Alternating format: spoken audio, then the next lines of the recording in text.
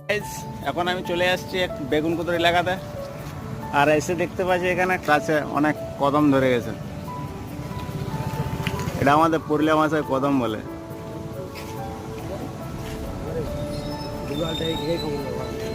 গাছটার চারদিকে শুধু ওইটাই দেখতে পাচ্ছি। তোমাদের ভাষায় কি বলো অবশ্যই কমেন্ট করে জানাবে। আর এখন বেগুনকুদর নদীর সামনে আমি আছি, যেটা জলের পরিমাণটা খুবই বেড়ে গেছে। কিছুদিন একরকম বৃষ্টি হওয়ার কারণে মানে জায়গাগুলো দেখতে খুবই সুন্দর লাগছে। চারদিকে শুধু সবুজ সবুজ হয়ে গেছে, আর এই নতুন নতুন গাছে এখন ফল দিচ্ছে।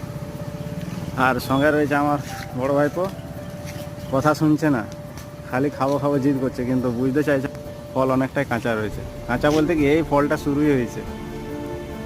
তাহলে কমেন্ট অবশ্যই করবেন আপনারা কি বলেন।